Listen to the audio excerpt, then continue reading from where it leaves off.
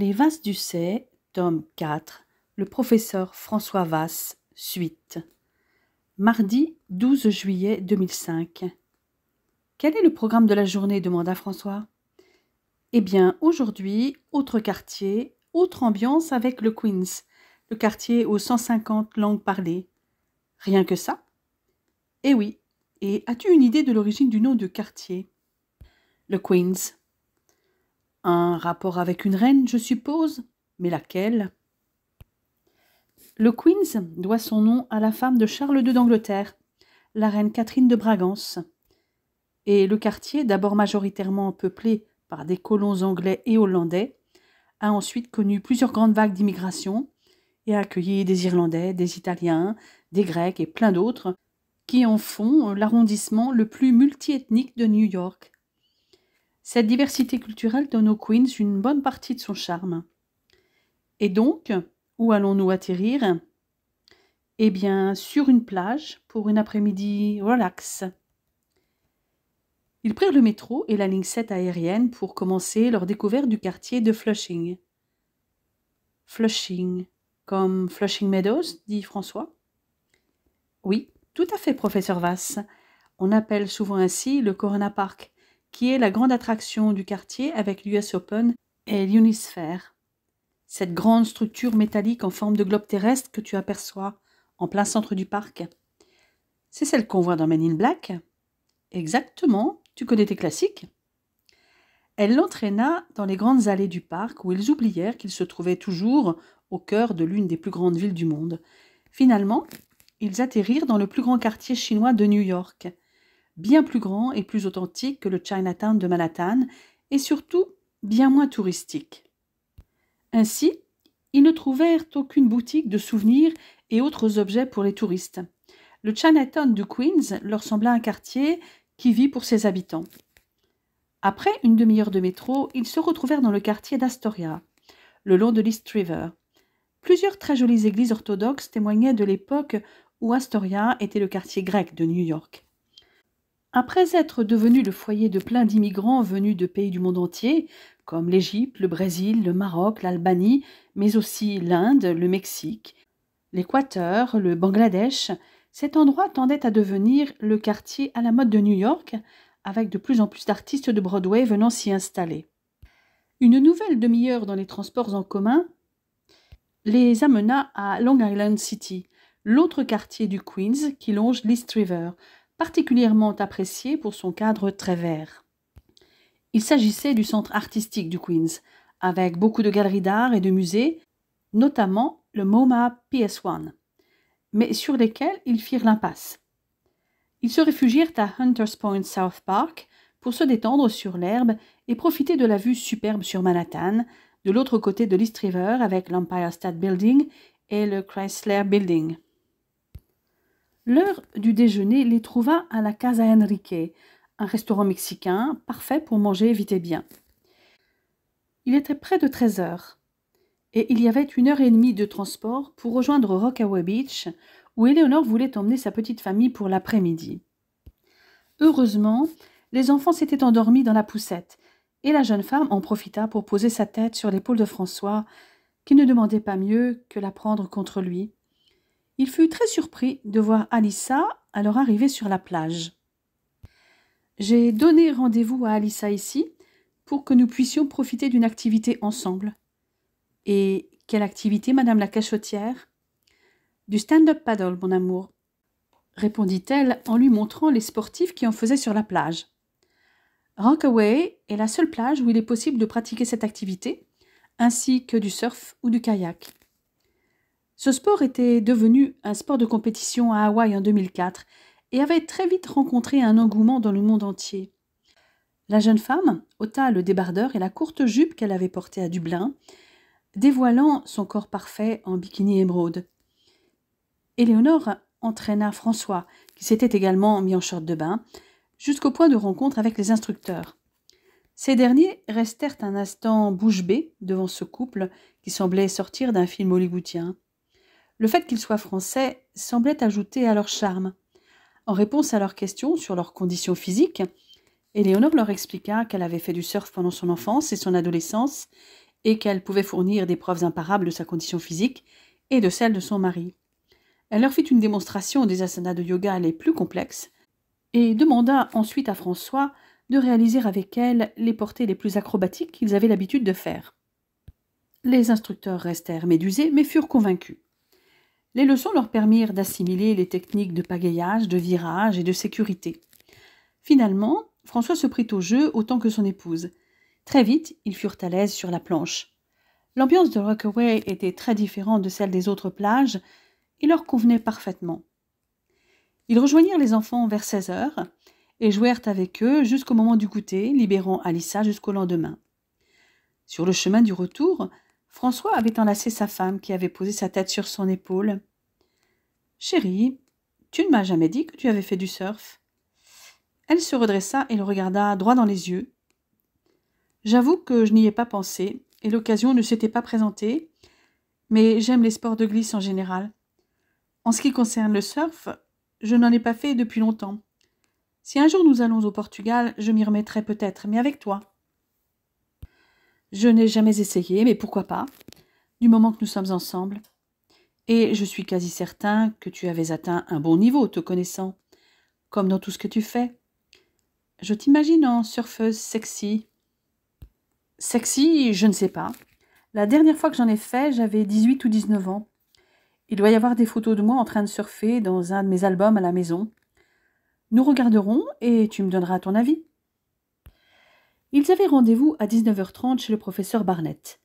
Ils étaient rentrés suffisamment à temps de Rockaway pour donner le bain aux enfants avant de se doucher ensemble pour profiter plus ou moins discrètement d'un peu d'intimité.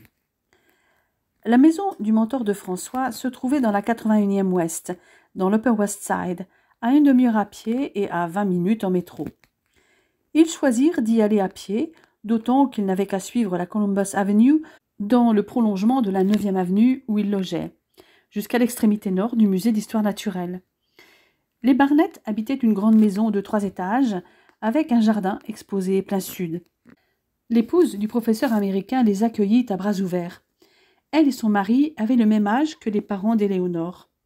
« Que vous êtes beaux tous les deux, et ces deux petits choux, qu'ils sont adorables. Venez, Éléonore, que je vous montre la chambre où vous pourrez les coucher si jamais ils sont fatigués. C'est celle qu'occupent mes petits-enfants quand ils viennent à New York. Voilà, c'est ici. Vous avez une salle de bain juste à côté. »« Merci, Mrs. Barnett. Je n'hésiterai pas si besoin. »« Appelez-moi Ruby, s'il vous plaît. »« Entendu. » Ils rejoignirent le professeur Barnett dans le jardin. Ce dernier était en train de s'occuper du barbecue. « Ah, voilà la petite famille Vass, dit-il en serrant la main au couple. « Éléonore, vous êtes ravissante. » En effet, elle était resplendissante. Elle avait mis la robe estivale à motif floral turquoise qu'elle portait le jour de l'obtention de son diplôme de cadre, qui mettait en valeur sa silhouette, son hâle et sa blondeur. « Vous avez trouvé facilement » demanda Barnett. « Nous logeons à une demi-heure à pied d'ici, à la pointe sud de Central Park, sur la 9e, tout près des studios LA, dit François. « Oh, mais c'est tout près, dit Ruby. Vous êtes à l'hôtel ?»« Non, nous sommes hébergés chez un ami, Alan Wilson. »« Alan Wilson, le célèbre photographe ?»« Lui-même.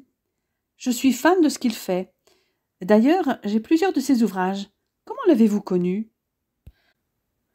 Pendant que Barnett continuait à s'occuper des grillades, le couple raconta de nouveau comment Wilson les avait piégés à Venise. Ruby fronça les sourcils. « Mais bien sûr, je me disais quand vous êtes arrivés que vos visages ne m'étaient pas tout à fait inconnus. Attendez. » Elle s'éclipsa quelques secondes et revint avec des ouvrages de Wilson. Elle fit un second voyage pour ramener les salades sur la table. Reprenant les livres du photographe, elle commença par celui consacré à Venise. « C'est bien vous deux ?»« Oui, c'est nous, dit Éléonore, toujours émue de revoir les photos. « Et dans les autres livres aussi ?»« Oui, répondit François. Les photos de Rome ont été prises lors du mariage de mon frère, celles d'Ischia peu de temps après, une dizaine de jours après le 11 septembre. Et puis, il y a celle de Munich avec 2 de nos amis allemands pendant l'Oktoberfest, et aussi dans les Alpes françaises où nous allons skier chaque année avec toute la famille et nos amis. Et enfin, Skopelos, en Grèce, où nous avons renouvelé nos vœux de mariage, précisa François en regardant Éléonore avec amour. Ruby avait perçu l'échange de regards et les considéra avec attendrissement. Son mari intervint dans la conversation. « Manifestement, Wilson vous suit partout, » dit Barnett en amenant les grillades. « Vous ne croyez pas si bien dire. Il fait partie de la famille maintenant. Il a été le photographe des mariages de mes frères, sauf celui de David en Écosse, mais aussi pendant les grossesses d'Éléonore, et il est celui de nos enfants. Il est très souvent en France pour un projet de photos de danse. »« C'est la première fois que vous venez à New York tous les deux ?» s'enquit Mrs. Barnett. « Moi oui, mais ce n'est pas le cas d'Éléonore qui y a vécu un certain temps. Mais je préfère la laisser en parler elle-même. » Après avoir servi les enfants, Éléonore prit donc le relais. « J'ai vécu en effet à New York plusieurs mois à partir de septembre 1991. J'habitais d'ailleurs déjà sur la 9e avenue, juste à côté de l'Elvin Ailey American Theatre, pour la bonne et simple raison que je faisais partie de la compagnie. »« Vous voulez dire que vous êtes danseuse ?» dit Barnett. « À l'époque, j'étais en effet danseuse professionnelle dans cette compagnie, après l'avoir été dans une compagnie en France. Ici, à New York, j'ai participé à de nombreux spectacles, des clips et surtout beaucoup d'auditions. C'est comme ça que j'ai été repérée par Prince et que j'ai fait la tournée Diamonds and Pearls en 1992 en Asie, en Australie et en Europe. C'est aussi par les auditions que je suis devenue amie avec d'autres danseurs, comme Travis Page, un danseur de Michael Jackson. Grâce à lui, j'ai pu danser avec Michael, mais pas ici, à Londres en août 92, pendant sa tournée Dangerous. J'étais venue y passer quelques jours de vacances avec mon meilleur ami, et je savais que Travis y était. Il savait aussi que je rêvais d'assister à une répétition avec Michael. Je l'ai appelé pour lui dire que j'étais à Londres et il a obtenu l'accord de Michael. C'est comme ça que j'ai dansé avec un de mes modèles comme chorégraphe. Ce qu'elle oublie de dire, c'est qu'elle a aussi fait partie des danseuses de Tina Turner, dit François, toujours fier de sa femme. Oui, c'était en 1990. Une de ces danseuses s'était blessée au concert de Maastricht, aux Pays-Bas. Tina m'avait repéré sur une vidéo d'un des concours internationaux dans lequel j'avais été classée. Et comme je ressemblais beaucoup à cette danseuse blessée, elle m'a contactée pour la remplacer. Le couple Barnett écoutait médusé. « Vous avez dit « j'étais danseuse professionnelle », dit Ruby. « Vous ne l'êtes plus ?»« Je danse toujours, mais en amateur. Ce que j'aime surtout, c'est chorégraphier. » Et elle est très douée. La directrice artistique des studios LA l'a encore constaté la semaine dernière et ne put s'empêcher de dire François. Ruby était très intriguée. Un médecin-chercheur et une danseuse. Ces deux mondes lui semblaient très éloignés. Pourtant, ces deux-là étaient très épris l'un de l'autre. « Comment vous êtes-vous connus tous les deux ?»« À l'hôpital, » répondit François. « Dès que je l'ai vu, j'en suis tombé amoureux fou. »« Et réciproquement, » ajouta Éléonore. « Ôtez-moi d'un doute, François. »« Elle n'était pas votre patiente ?» demanda Barnett en riant. « Non, elle intégrait l'équipe comme infirmière. »« De danseuse, vous êtes devenue infirmière, » dit Barnett en se tournant vers Éléonore. « En fait, c'est ce que je voulais faire depuis longtemps.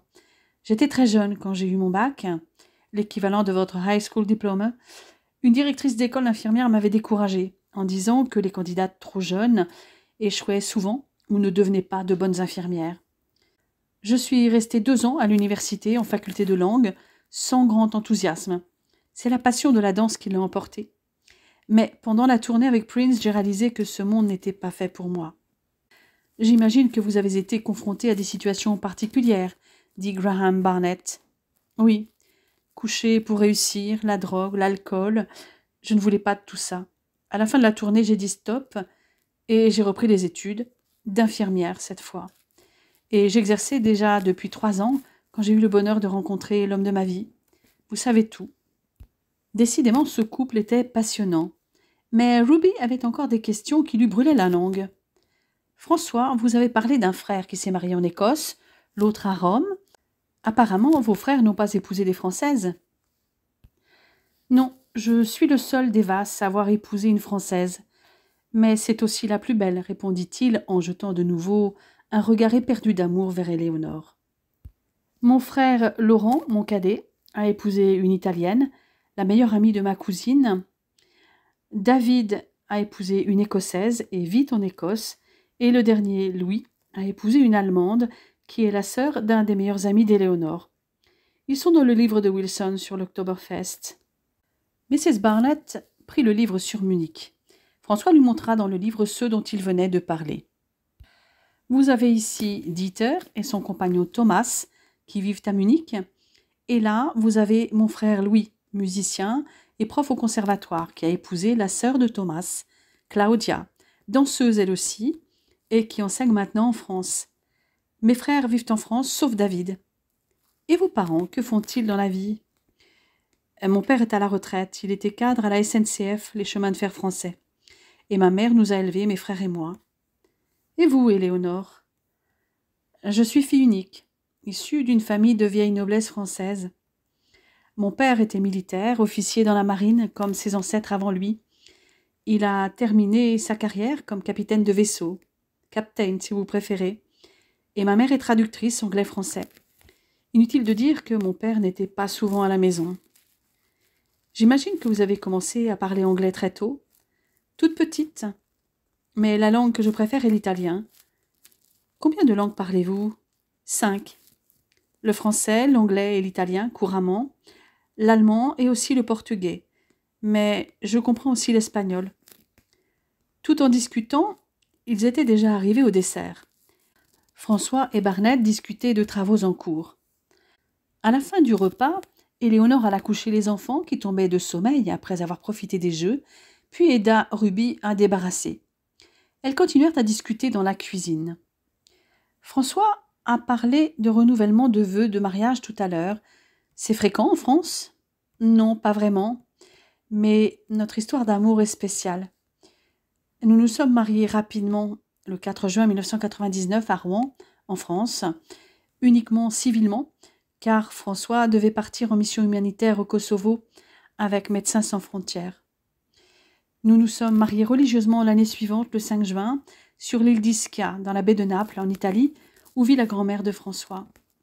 Et nous avons renouvelé nos vœux en avril 2002 sur l'île de Skopelos en Grèce, à la suite d'un événement tragique dans notre vie à tous les deux.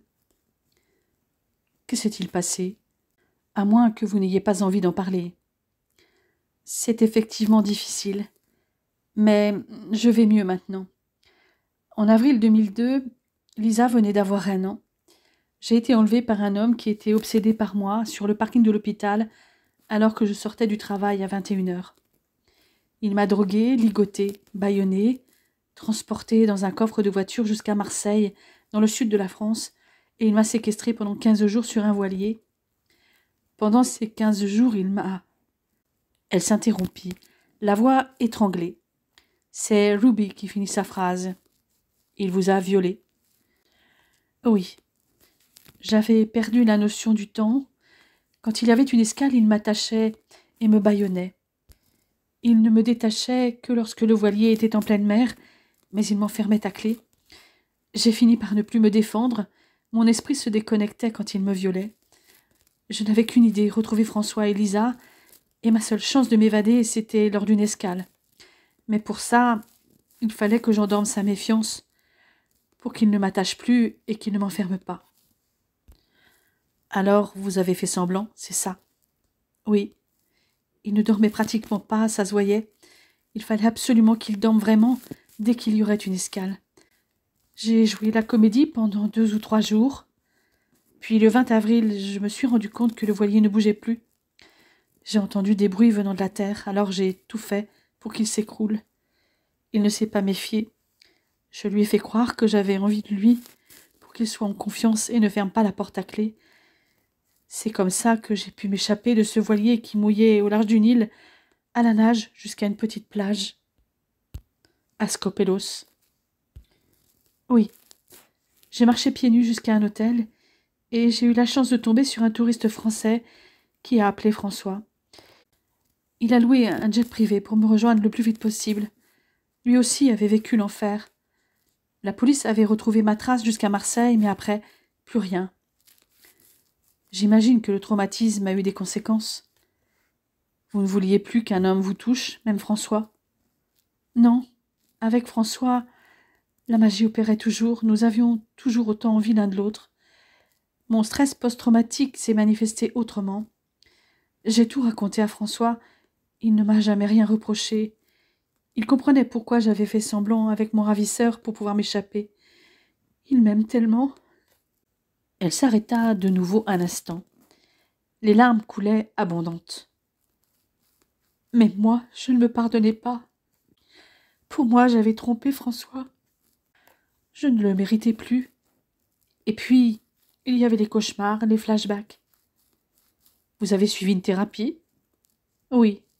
François a tout de suite vu que ça n'allait pas. J'ai été prise en charge très rapidement. La thérapie, la danse, mais surtout François, m'ont permis de surmonter tout ça, de revivre normalement. Et Alexandre est né en juillet 2003. À ce moment-là, le sourire revint sur le visage de la jeune femme. Ce renouvellement de vœux à Skopelos, c'est François qui en a eu l'idée.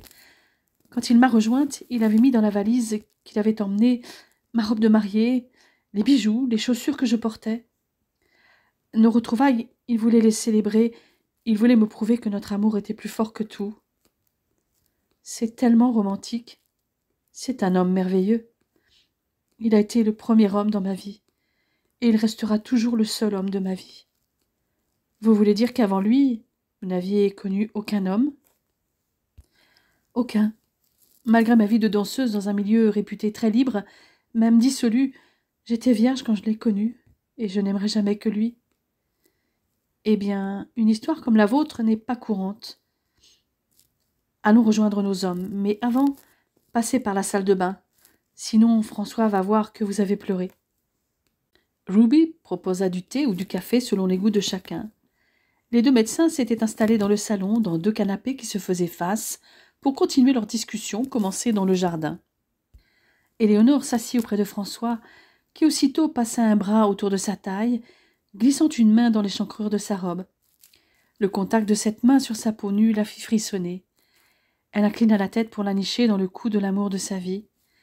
Quand Ruby revint avec les boissons chaudes, le silence s'installa quelques instants, et François en profita pour déposer un baiser sur le front d'Éléonore et lui murmura très bas un « je t'aime » qui lui ramena les larmes aux yeux. François ne le vit pas, mais Ruby s'en aperçut et comprit cette émotion si vive. Barnett et François poursuivirent leurs échanges encore pendant une bonne heure, échafaudant leurs projets, mais cela leur demanderait des mois de préparation, de négociation. Ruby et Éléonore, de leur côté, parlèrent de la France. L'épouse de Barnett rêvait d'y venir.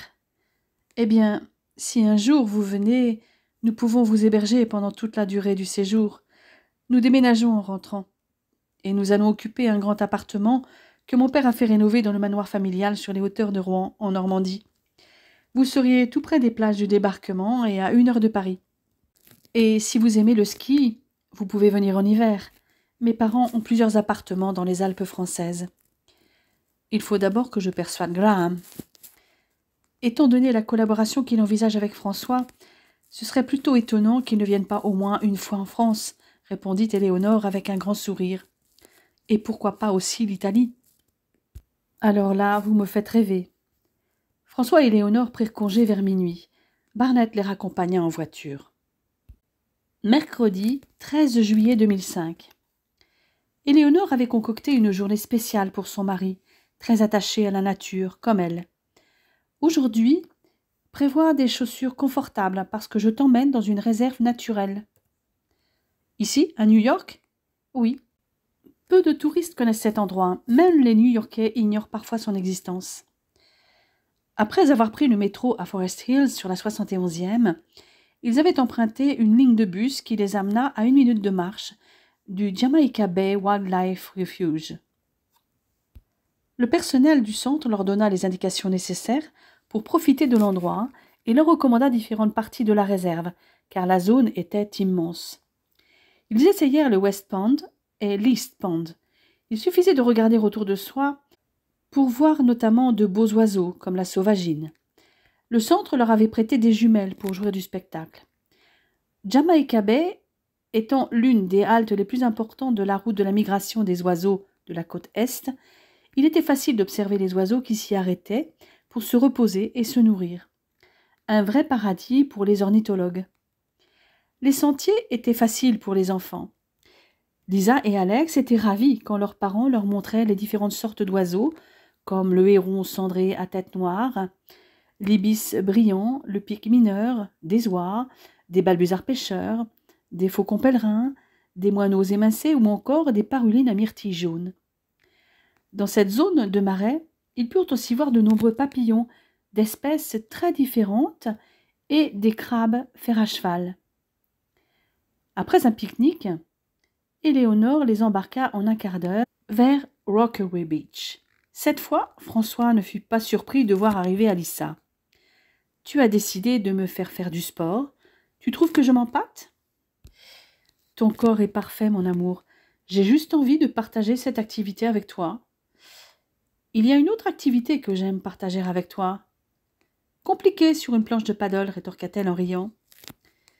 Ils purent s'aventurer plus loin et profiter du paysage alentour, rien que tous les deux. « Je crois que je vais devenir un adepte du stand-up paddle, dit François, mais surtout pour trouver des endroits isolés dans des petites criques, comme celles qu'on trouve en Corse ou à Ischia. »« Je te vois venir. Ose dire que ça ne te tenterait pas là tout de suite. » Éléonore poussa un grand soupir et le regarda avec une petite lueur dans les yeux qu'il connaissait bien. « Pas besoin de parler, chérie, tes yeux parlent pour toi. Chez toi, ce ne sont pas les yeux qui parlent tout de suite. Tu cherches à me torturer ? Attends un peu. » Elle approcha sa planche de celle de François au maximum pour le déséquilibrer. Ils le furent tous les deux. Mais avant de remonter sur leur planche, ils s'enlacèrent dans l'eau, s'embrassèrent et se caressèrent jusqu'à atteindre un orgasme libérateur. Ils étaient observés de loin, à la fois par Alissa et par les instructeurs. Aucun n'était dupe de ce qui venait de se passer, un des instructeurs moins que les autres. Il les avait observés à la jumelle et avait bien noté l'érection de François, avant que la jeune femme ne le fasse tomber. Elle avait ensuite sauté dans l'eau pour le rejoindre. La suite était facile à deviner. Il en fit part à ses collègues. Décidément, ces Français, quel chaud lapin. Et lui, il est particulièrement bien équipé. Ça te laisserait rêveuse, Olivia. Arrête, ce mec est canon. Et si en plus il est aussi viril que tu le dis, c'est le jackpot. En attendant, il est en couple et apparemment très satisfait. À mon avis, tu n'as aucune chance. Et toi non plus, tu n'as aucune chance avec elle, Ben. Tu as raison, il ne me reste plus qu'à me rabattre sur ma main gauche. Quand le couple revint à rapporter le matériel, Olivia fit un clin d'œil à son collègue, tout en s'adressant à François. « Apparemment, cette activité vous plaît à tous les deux, dit-elle. C'est génial, nous avons l'intention de continuer en France et en Italie. Dans les petites criques tranquilles, j'imagine. » Vous nous avez percés à jour, répondit François en riant. Surtout les petites criques inaccessibles autrement que par la mer. La réputation des Français n'est apparemment pas usurpée. Je connais la réputation des Français ici aux États-Unis. Mais ce sont des clichés. Les femmes françaises ne couchent pas toutes dès le premier soir et elles ne sont pas toutes sexy. Les plans à trois ne sont pas fréquents et les Français ne sont pas tous infidèles ou romantiques. En ce qui me concerne, j'ai de la chance. Ma femme est très sexy et je suis romantique, mais aussi fidèle. Ah, j'oubliais aussi le cliché sur les poils des femmes. Les Françaises détestent ça. Éléonore était morte de rire et eut envie d'en rajouter une couche. Tu as oublié 2 autres clichés, François. Désolé, mais tous les Français ne sont pas tous des super bons coups. Ils sont comme tout le monde. J'ai de la chance, mon mari est un super bon coup. En revanche, un des clichés les plus répandus est vrai. La fellation est une pratique répandue auprès de 70% des Français. Ah oui, quand même, dit Ben. Je sens que mes prochaines vacances, je les passerai en France. Il y a beaucoup de plages et il y aura sûrement besoin d'instructeurs de paddle. Pour le surf, je vous recommande la côte sud-ouest. Sinon, il y a les départements et territoires d'outre-mer, comme la Réunion et la Polynésie française. Sur ces mots, le couple rejoignit Alissa et les enfants. Ils lui donnèrent rendez-vous le lendemain soir. Jeudi 14 juillet 2005. La veille au soir, ils avaient rejoint leur chambre aussitôt que les enfants avaient été couchés. La petite séance de l'après-midi les avait laissés sur leur faim. Ils avaient besoin de plus, beaucoup plus. Ils s'y employèrent une bonne partie de la nuit. Heureusement, pour le 14 juillet, Éléonore avait prévu une journée relaxe. Elle s'était réveillée la première et contemplait l'homme de sa vie qui dormait paisiblement. Elle aimait tout chez lui, ses yeux si bleus qui la faisaient chavirer, ses lèvres qui la faisaient frémir, ses mains si douces dont les caresses suscitaient des ondes de chaleur dans tout son corps, sa peau contre la sienne l'électrisait. Elle sentait son désir monter. Elle aurait voulu caresser ses cheveux, son visage, mais ne voulait pas le réveiller. Elle se contenta de le regarder, éperdue de désir. Il se tourna vers elle en dormant, posant une main au creux de sa taille. Quand cette main glissa sur sa chute de rein jusqu'à ses fesses, elle n'y tint plus. Elle prit son visage entre ses mains, se colla à lui pour l'embrasser. Ses mains caressèrent ses épaules, son torse. Il ouvrit les yeux et vit le regard brûlant d'Éléonore, ses pupilles dilatées. Elle glissa sa langue entre ses lèvres entr'ouvertes et explora sa bouche. François répondit à ses baisers en se cotonnant difficilement. La main de la jeune femme descendit vers son ventre, puis vers sa hanche. Quand elle commença à effleurer le cou de François avec sa langue, il tressaillit. Il s'efforçait de ne pas répondre à ses avances, mais cela ne faisait qu'attiser son désir. Des sensations fulgurantes parcouraient tout son corps. Quand elle embrassa son cou, il frémit et referma les yeux, s'abandonnant totalement.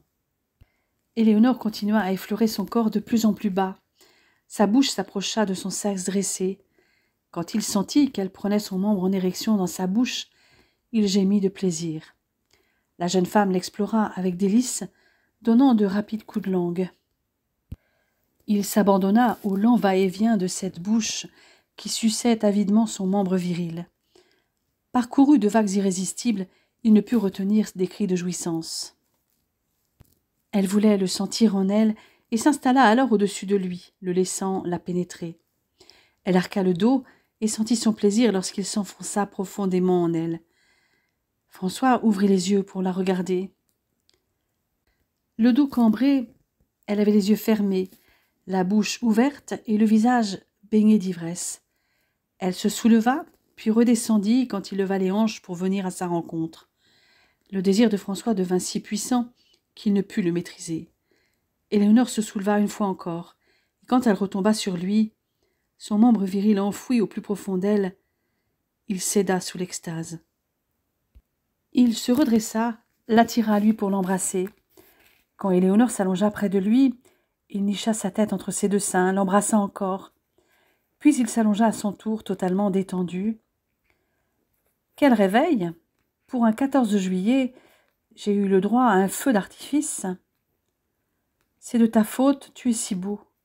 Rien qu'en te regardant, j'ai eu envie de toi à un tel point que je n'ai pas pu résister, dit-elle en laissant courir ses mains sur son torse et en l'embrassant dans le cou. Le pire, c'est que je te désire encore. Et où est le problème? Dit-il en lui prenant la main pour la guider jusqu'à son sexe déjà de nouveau en érection.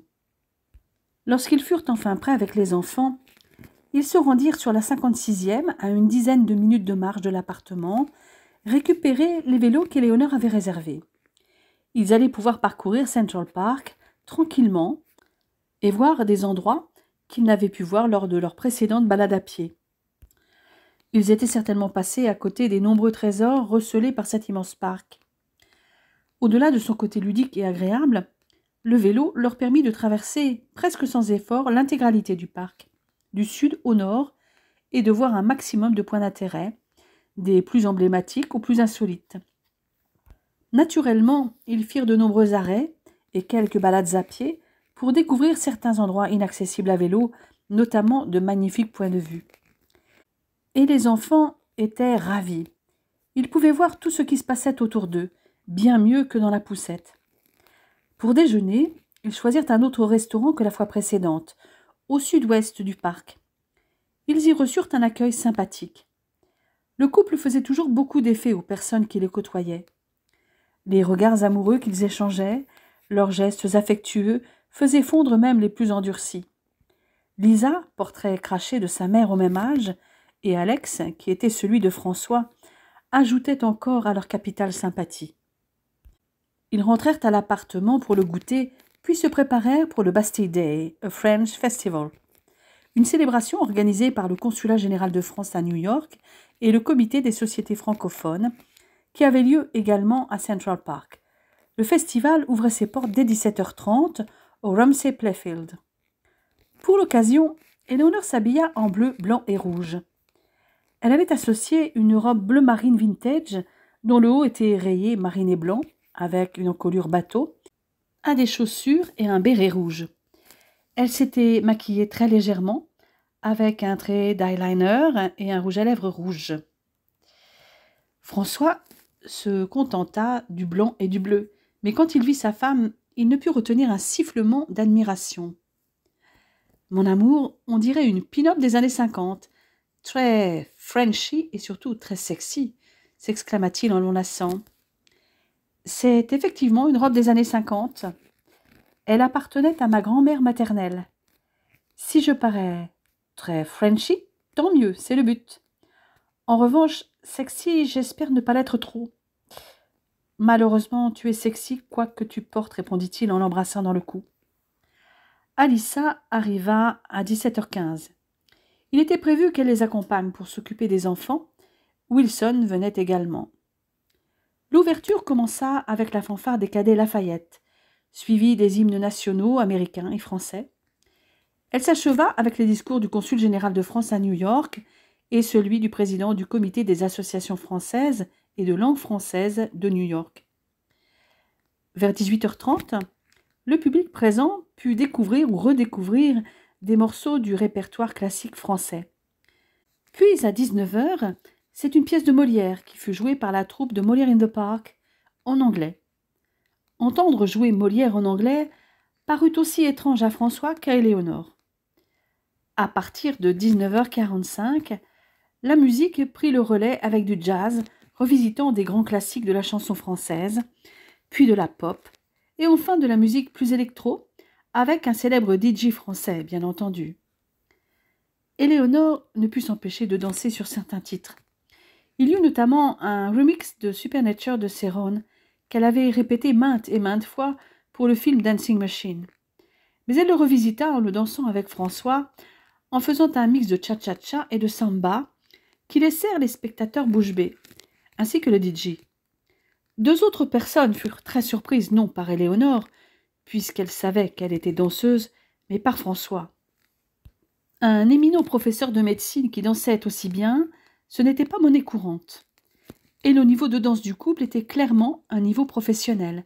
Seuls des danseurs très entraînés étaient capables de réaliser des portés comme ceux qu'ils exécutaient avec une déconcertante facilité. Pendant le morceau, Éléonore dansa un moment en solo, mais très vite François reprit la main. Il y eut aussi un remix de Love is Gone, où Éléonore dansa seule l'introduction avant de continuer avec François sur un cha-cha-cha. Eh bien, dites-moi, professeur Vass, voilà un talent que j'ignorais, chez un éminent chercheur comme vous. Bonsoir, professeur Barnett. J'ai commencé à danser avec ma femme sur des choses simples, et de fil en aiguille, j'y ai pris goût. Mais j'avoue que j'ai commencé pour elle. J'en avais assez de l'avoir dansée avec d'autres et juste la regarder. Et où trouvez-vous le temps? Pendant que certains font du jogging ou du vélo en solitaire, moi je danse avec Éléonore, généralement un soir par semaine, pendant 1h30 à 2h. Et croyez-moi, c'est sportif, elle ne laisse rien passer. Et pratiquer une activité sportive permet d'être mieux concentré après, intervint Éléonore. Nous pratiquons aussi le yoga et la méditation ensemble. Il y a aussi le ski l'hiver, et croyez-moi, il a un bon toucher de neige. Il arrive à me battre, et même mes amis gendarmes qui sont des pros. Et comme ma femme trouvait que je n'en faisais pas assez, elle a ajouté le stand-up paddle cette semaine, à Rockaway Beach. Nous y avons pris goût tous les deux, mais je manque à mes devoirs vis-à-vis de notre hôte. Alan, je vous présente le professeur Graham Barnett, directeur du Columbia University Irving Medical Center et doyen de la faculté des sciences de la santé et du collège Vagelos de médecine et de chirurgie, et son épouse Ruby, qui est une de vos fans. « Je suis ravie de vous rencontrer, Mr. Wilson, dit Ruby. « Moi de même, chère madame. Eh bien, la soirée se termine si nous allions tous boire un verre chez moi avec quelques petits encas. Éléonore, toujours prévoyante, a prévu un buffet italien dont vous me direz des nouvelles. » Éléonore se tourna vers Alissa. « Vous êtes invitée aussi, Alissa, à moins que vous ne soyez pressée de rentrer. » La jeune femme regarda Éléonore avec un tel air d'adoration que cette fois, la destinataire de ce regard ne put nier les sentiments qu'elle inspirait à la baby-sitter. « Non, j'ai tout mon temps, je serais ravie de passer du temps avec vous. » Le groupe emboîta le pas à Wilson. Éléonore et Alissa s'occupèrent de changer les petits, qui auraient leur bain le lendemain matin, de leur donner à manger et de les coucher après le brossage de dents rituel. Éléonore commença à leur raconter leur histoire favorite, mais au bout de 5 minutes, ils dormaient déjà. Alissa était aux anges d'avoir partagé ces moments avec celle qu'elle admirait en secret.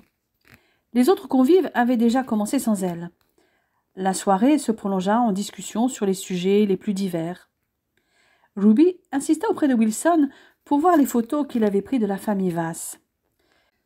Une partie de la vie du couple défila sous les yeux intéressés de Ruby, mais aussi d'Alissa. Éléonore et François durent présenter les membres de leur famille élargie, qui incluait leurs amis très proches. Il y avait même un montage de différents films, avec tous les moments forts de leur vie, depuis la chorégraphie sur You and I, en passant par leur mariage, leur renouvellement de vœux à Skopelos, la scène du 11 septembre à Bari. Même François et Éléonore n'en connaissaient pas l'existence. Pardonnez-moi tous les deux, je me suis permis de demander à Dominique de faire ce montage et de me le faire parvenir. Car je suis plus souvent avec vous qu'avec ma propre famille, et vous m'avez toujours accueilli comme un membre de votre famille, et j'aime bien regarder ces films comme un album de famille. Éléonore vint le prendre par le cou. « Tu es pardonné, Alan, mais attention, ne t'avise pas de diffuser ces images sur Internet.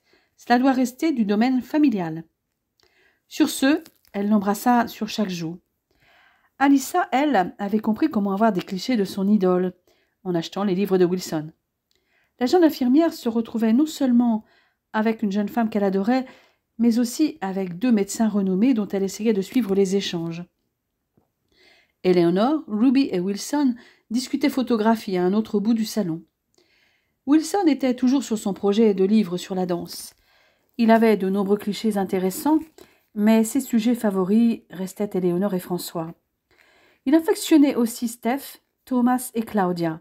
« J'imagine que vous nous avez suivis en douce de temps en temps, Alan ?